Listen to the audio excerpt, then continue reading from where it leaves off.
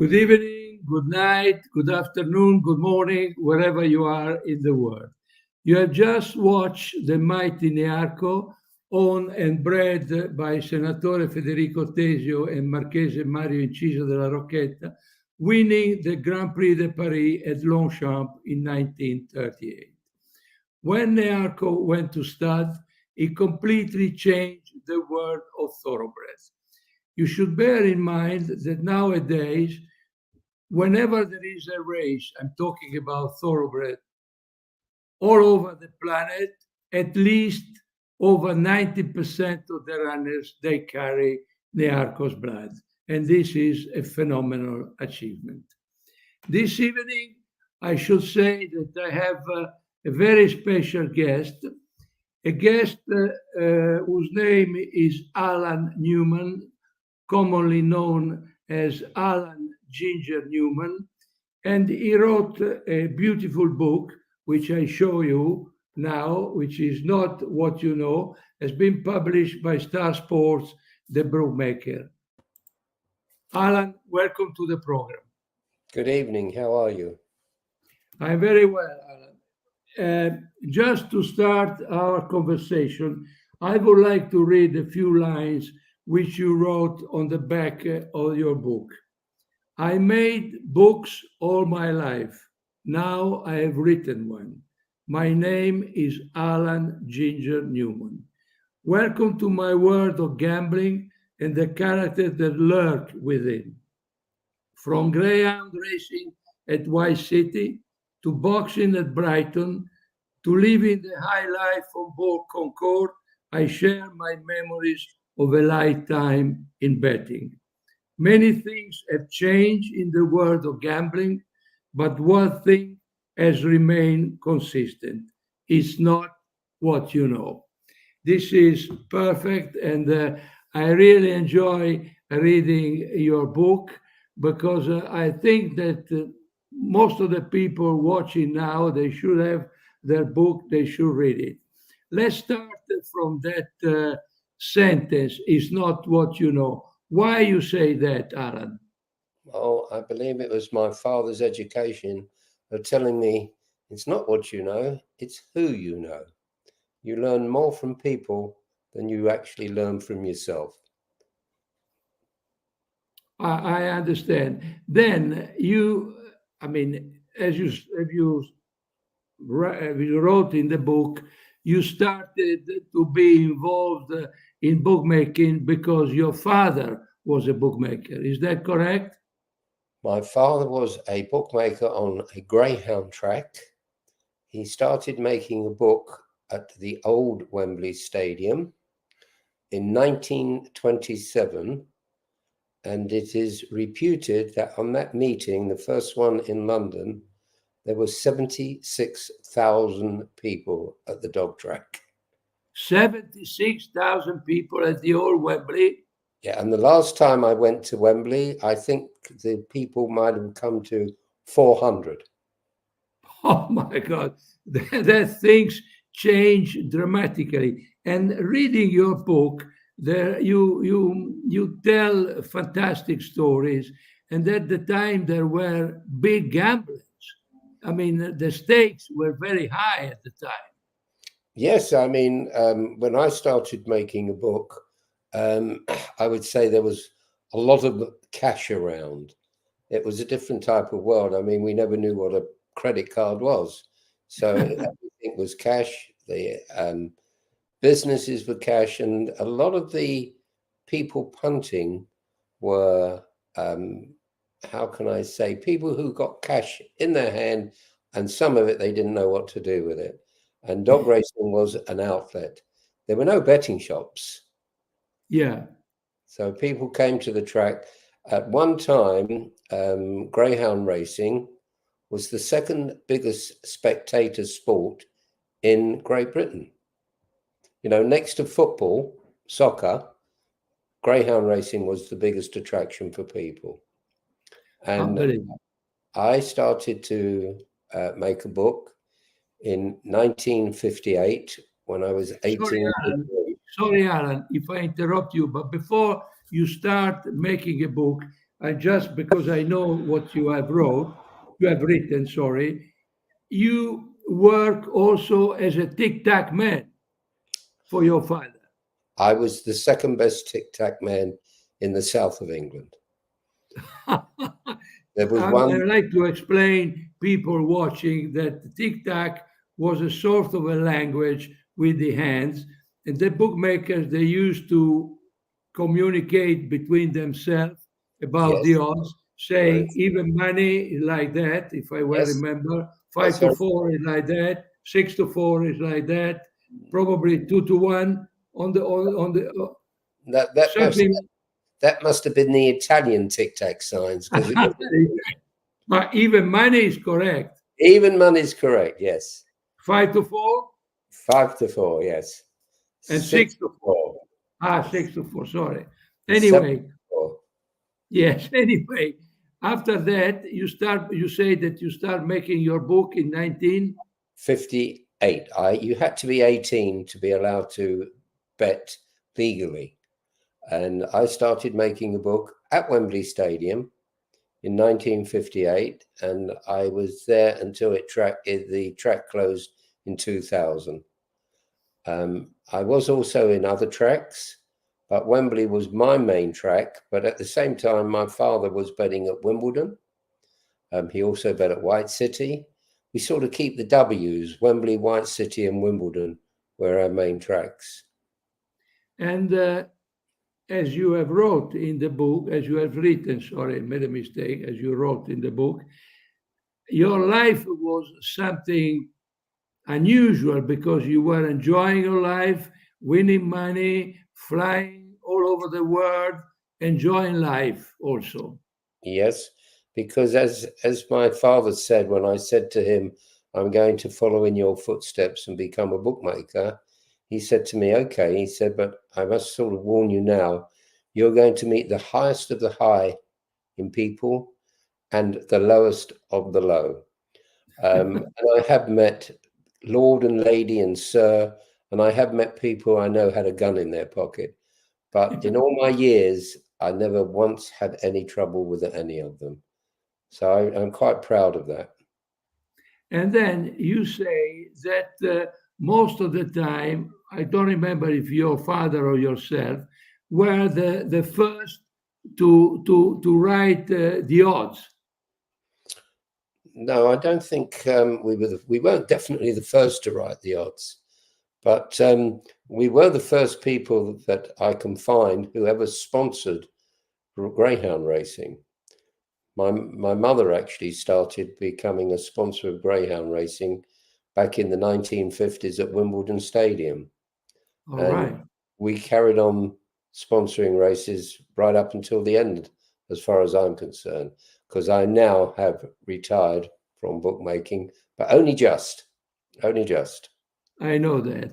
Anyway, but everybody knows, probably in the UK and in Ireland, in Greyhound, there are 6 dogs running. Mhm. So, if I well understood, you were betting at around 112%, something like that, 2% per dog, which Well, was a fair book, I think. in those days, yes, 8, 10, 12% was the way we used to try and bet. Um, when I've sort of been came to later stages up until like 5 years ago, something like that, the tracks where I was betting wouldn't let me make a book unless I put 125% on the board because Really? because those tracks were the people who owned the betting shops. Because basically, independent owners of tracks, I don't know if there is any. And what has happened is that Ladbrokes, Corals, Hill all own the tracks, and they want at least 25% return for their betting shops. So basically, the old punter who had some sort of chance, basically, I think has got no chance. Of course, if you're betting 6 dogs at 25%, it's not easy. It's not easy to win. I mean, if you win, you are not compensated in the right way. Anyway, during your life, your tenure as a bookmaker, in a certain moment, you became a partner with a certain Signor Michael Tabor. That is correct. But, carry on. Michael became a partner with me at Wembley Stadium. And people who I'm sure are looking at your program, probably at least 8 out of 10 will know who Michael Tabor is. Of course. And his association with me was absolutely wonderful. But as being a bookmaker, I was taught by my father how to make a book. And as you were just saying, the 8, 10, 12%. And as long as we could keep turning it over, we knew eventually we were going to win. Michael understands the percentages as well as anybody, but he was prepared to bet at 2%. But where I was prepared to bet at 10, 12% and take £100 or £200, Michael wanted to take £100,000. And we, our partnership continued for about a year, and Michael and I decided that it really wasn't the best thing in the world, because I couldn't operate the way he wanted me to. But that is probably about 50 years ago. Yes. Michael and I know that I know that you wrote another book, which is What the Odds Are. If I'm not wrong, the book will be out quite soon. And then, I think we're now going to produce it or publish it in February. In February.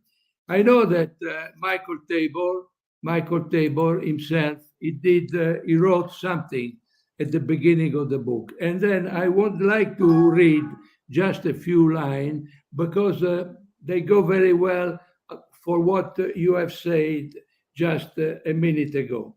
He said that in those days, remembering when you were young, I never missed a Saturday night meeting at Wembley or White City. There was even a time when he, Alan Newman, and I became partners. Although we had much in common, our approach to the game was different, as you said.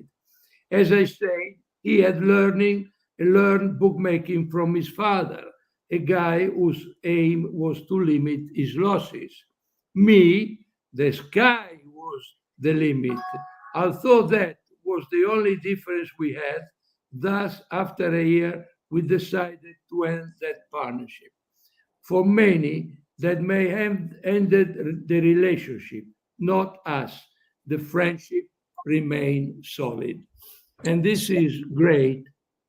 I think that is great because, as Michael said in those few lines, usually when you have a business with somebody and you split, the relationship is starting getting worse and worse.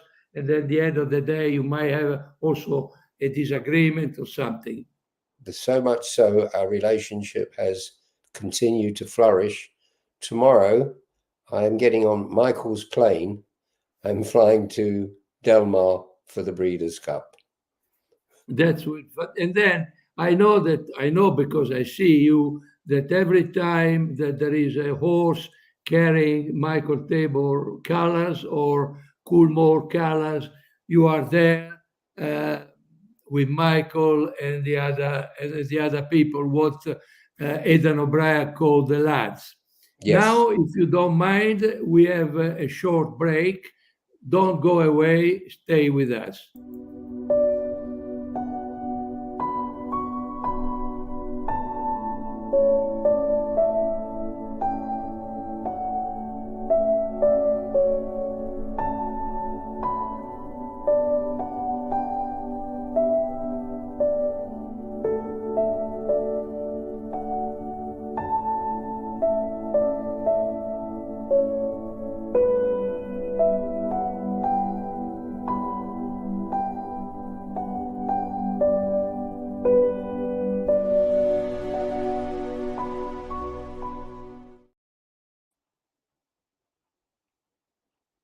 as you told me, you went,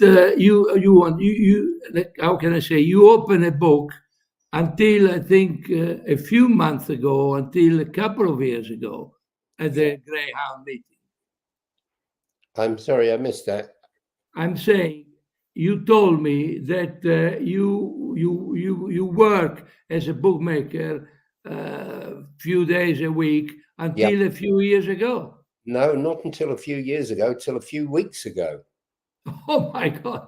But unfortunately, the person who I was working with at Romford Stadium has died. Ah, And his funeral actually was last Tuesday. And because I'm in and out the country, it's not possible for me to actually have the pitch where we're betting. But it is being transferred at the moment to somebody else, who then I will be able to go back and start betting again. So on a Friday and Saturday night at Romford, there I am, 84 years old and loving it. wow, that is fantastic. And probably, doing that, it keeps you going in a good way. But I want to ask you something because nowadays we have computers, we have a lot of stuff. So it's quite easily to go through the form of the horses, the form of the dogs, and making the prices. But in the old days, when you started, how did you follow the form and producing the odds? I know that there are only 6 runners in every race, but anyway, it's not easy. Well, it was easier because in the olden days, there was only meetings twice a week at all the tracks, Romford, Wembley, Wimbledon. They used to have race twice a week. And they only had 8 races. Today at Romford, they race 6 times a week with 12 races. So making the form out today, I would find it very difficult. But my father taught me, going back all those years, that you had the 6 runners in front of you, and he would try and make out what he called a tissue, which is the odds. Yes. And he said to me, start with the outsider. Try and find who you think is the outsider, and then you work backwards to think who's going to be the favorite. And my father, where he used to bet at Wembley and at Wimbledon and White City, people would come to my father before racing to get his odds because he was excellent at it. And that's the way I sort of learned how to calculate all the odds. And thank God it's been pretty good. Yes. But you think that nowadays the bookmakers, they're still following what you were doing and what you are doing, so starting from the outsider and then No, moving to. I believe now today, the people who are calculating the odds is like a consortium of 5 or 6 companies who put their odds down, and one of them might make a dog 6 to 1, another one might make it 10 to 1. They put an average, they go 8 to 1. Right. It's not. And then, It's sorry. not. It's not a single person anymore. It's like a consortium of people putting their prices together. They'll average the price out, and that's how they put the odds. I mean, they are so wrong because they advertise the odds, and basically you can't have more than about a £25 bet in a betting shop on a greyhound because they know that they are so wrong with the odds. So it's rather difficult in that respect today. But there is also Betfair now that you have to consider, and probably the bookmaker in the old time, as you have written, the bookmaker they were edging their money on the track with other bookmakers. Nowadays they edge money with the exchanges. I mean, for example, a meeting at Romford, you might be able to take overall £4,000 cash bets, but probably we've done another £6,000 or £8,000 on Betfair. Yes, Exactly. Yeah. So, Exactly. you know, to say how the market is formed today, there's two or three different ways. But the market on the tracks are non-existent, because everything now, when it comes to having a bet on a greyhound, is what they call industry prices. And that's Exactly. saying that people get together and say, this is what the price is going to be. I mean, sometimes I look at what prices the bookmakers return, and they might have something at evens, and we've got 7-2 on the board. So it's just it's nonsense. You take no notice of it, really. But the online business is something important for the greyhound business, or not?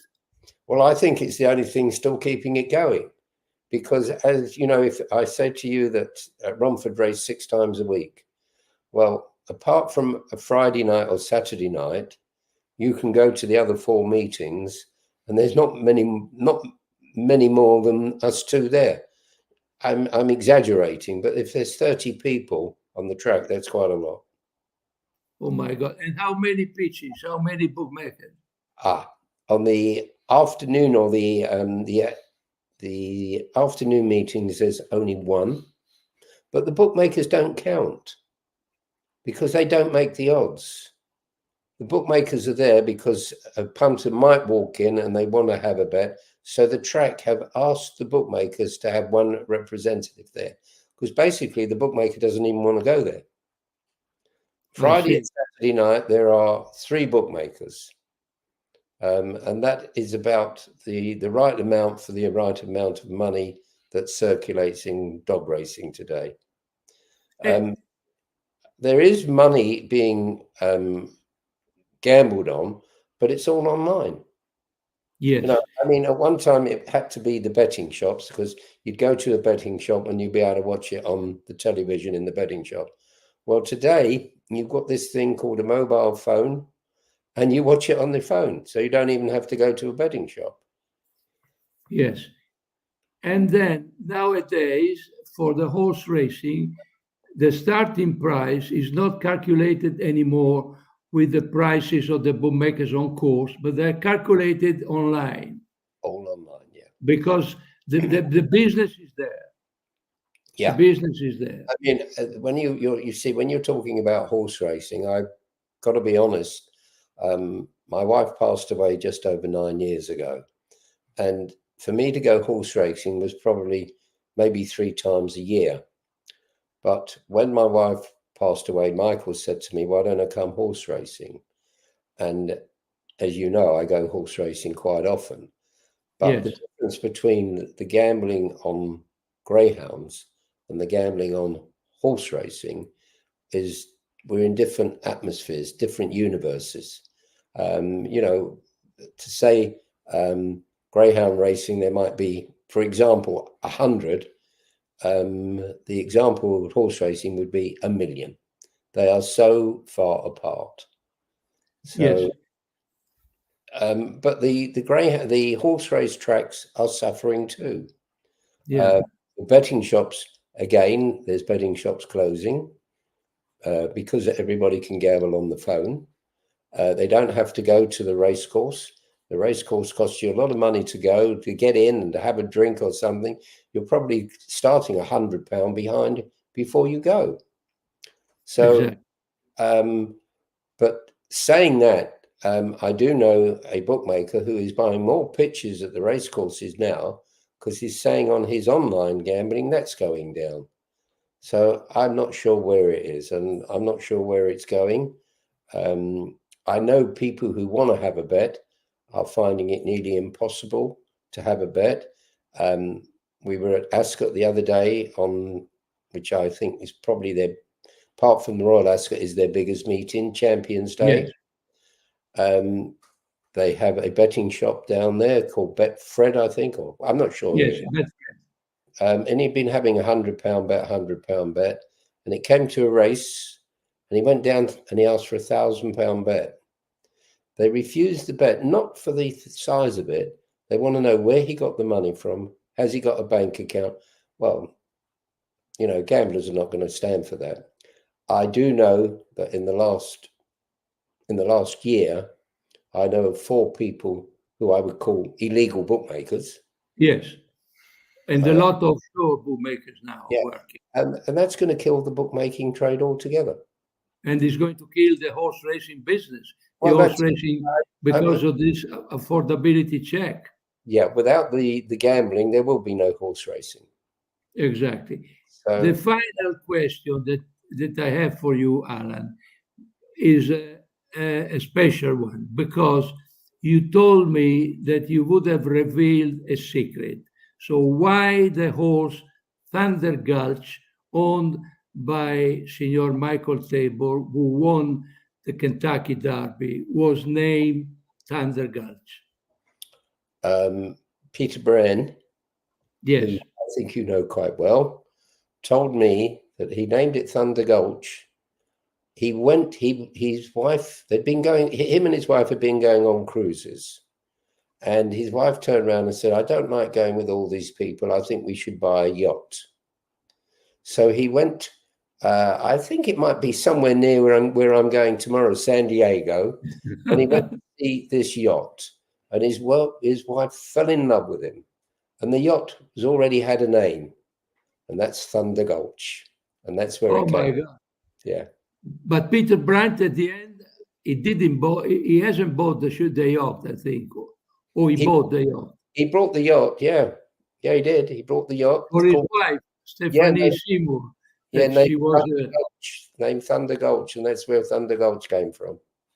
That's fantastic story. But anyway, I strongly advise people watching to read this book, and to read also the one which will come out in February, and I can't wait to read it. And Alan, I wish to thank you very much for your time.